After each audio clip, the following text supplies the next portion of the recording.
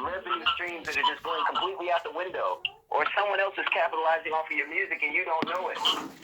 You know, because if someone else monetizes their YouTube page, they can actually get paid off of your music, and you might not know it. Now, yeah, YouTube's doing a much better job at kind of trying to crack down on those copyright infringements, but there was a time when, man, people could clean up on your music. They get more money than you.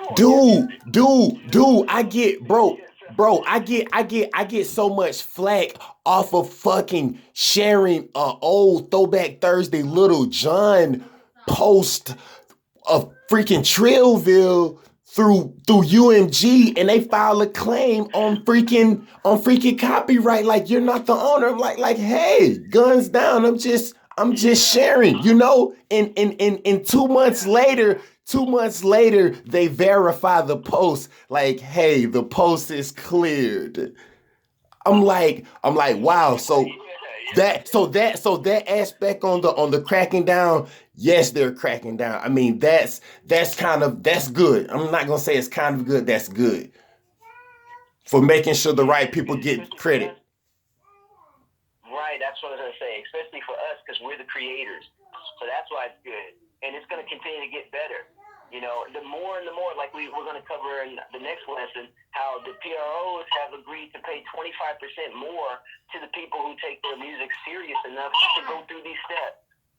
Like, all you got to do is go through the steps. You're going to get 25% more than what you would have gotten at first. Understand. You know, Understand. So you're absolutely right, man. Like I say, another two quick ones we'll just shoot by, because these are not so favorable deals. Was the New Edition and the Streetwise deal was worse than the Pebbles deal, because these guys had 4 #1 hits and they got $1.87 each.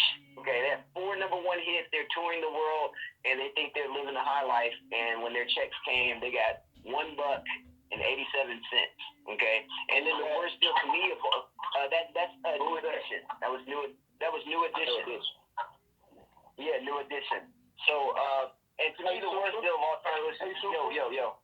Yes. Hey, I was just thinking, man,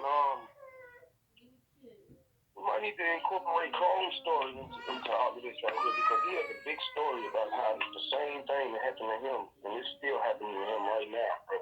Like, that would be major to let people know, you know what I'm saying, what he's going through, and we actually know him. Right.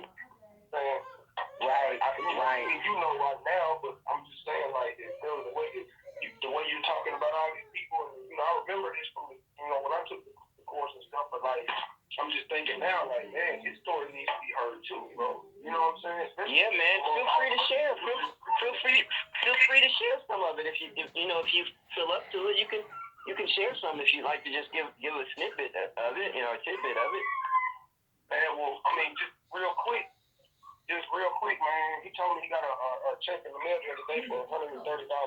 You know what I'm saying? And this man is on TV every day, bro. Like, y'all don't know who I'm talking about. I'll get more information from him, but I know him personally, and would, probably try to incorporate that into the whole course, whatnot. So he'll even be a bullet point on the course. But, like, man, this man, he's a songwriter, bro. He can write music forever. And he had 8 platinum plaques, like 2 gold plaques. But he was literally, and they took advantage of his handicap. And he signed all kind of paperwork that made absolutely no sense. And this man writes music for instruments, and he writes, songs. Man, he wrote T-Pain. He wrote the song Shorty. Well, he wrote it and put it out himself. But the label got it, and they paid him. Well, they didn't pay him, but they said they was gonna pay him, and he got